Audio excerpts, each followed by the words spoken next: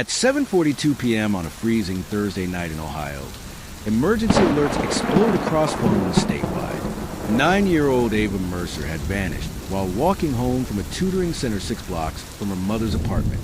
Within minutes, her photograph appeared on local news stations, highway signs, and police bulletins. Search teams flooded the neighborhood while detectives pulled surveillance footage from nearby businesses. Then, at 8:31 p.m., Ava's family received a live location notification from the safety app installed on her phone.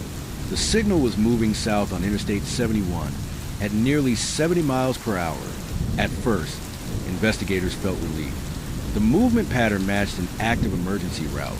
Traffic cameras showed flashing lights weaving through congestion.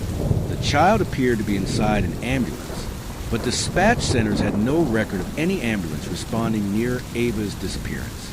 No hospital had admitted a pediatric patient. No EMS unit matched the route, yet the signal kept moving. Whoever had Ava was inside a vehicle pretending to be emergency transport, and according to every official system of the state, that ambulance did not exist.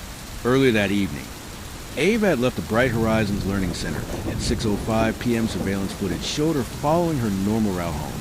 At 6:16 p.m., her phone paused near a bus stop bench for 43 seconds. Then the signal vanished completely.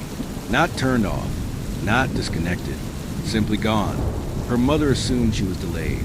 By 7:10 p.m., family members began searching the area themselves. At 7:26 p.m., police were contacted. Officers immediately classified the case as high risk due to Ava's age and the sudden digital silence. When her location finally reappeared inside what seemed to be an ambulance route, investigators believe paramedics may have encountered the child during a medical emergency. That theory collapsed within minutes. The GPS metadata attached to the signal matched a retired ambulance unit decommissioned 8 months earlier. The identifier should never have been active. Investigators analyzed the vehicle's movement patterns and discovered something disturbing. The route looked too perfect. The vehicle maintained unusually smooth speeds, avoided damaged roads, and cleared intersections with impossible consistency. Real ambulances moved unpredictably depending on traffic and dispatch instructions. This one followed a rehearsed path.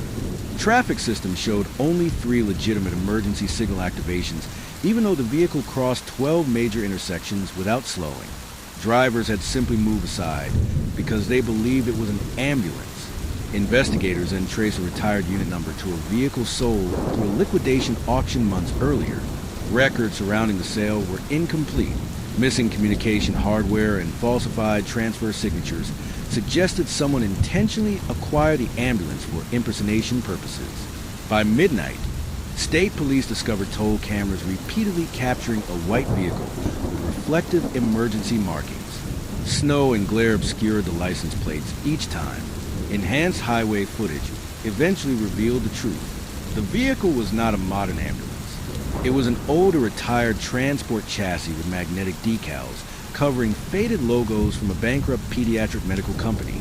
Investigators realized they were chasing a disguised vehicle specifically built to imitate emergency transport while avoiding registration systems. But the biggest question remained unanswered. Why leave Ava's phone active? Experienced abductors usually destroy devices immediately. Then the answer arrived. At 2:11 a.m., Ava's signal stopped behind an industrial warehouse in Columbus. Tactical teams rushed the location, expecting to rescue the child. Instead, they found only her smartphone inside a dumpster, connected to an external battery pack to keep broadcasting. The phone had been used as a decoy. Investigators had spent 6 hours chasing a false trail, while the real vehicle traveled elsewhere. Forensic analysts examined fibers embedded in the charger cable and matched them to industrial soundproofing insulation. Detectives returned to surveillance footage near Ava's disappearance and found a grainy recording of an ambulance-style vehicle parked casually in an alley minutes after she vanished. Beneath magnetic decals, investigators spotted faded markings from a dissolved pediatric transport company. Vehicle records eventually led police to Leonard Voss, a former emergency vehicle technician with extensive knowledge of EMS systems and retired ambulance equipment. When authorities raided his rural warehouse property, they found multiple decommissioned ambulances modified with cloned emergency lights, false radio signals, and duplicated unit identifiers. One vehicle contained insulated interior panels, removed child restraints, and fibers matching those recovered from Ava's phone charger. Hidden telematics data revealed the vehicle's true route had traveled east toward Pennsylvania long before the fake southbound signal began. 21 hours after Ava disappeared, tactical teams stormed an abandoned rehabilitation facility near the Ohio-Pennsylvania border. Ava was found alive inside a converted observation room. Investigators later determined Voss manipulated emergency infrastructure without sophisticated hacking. He exploited outdated ambulance databases, weak fleet tracking software, and public trust itself.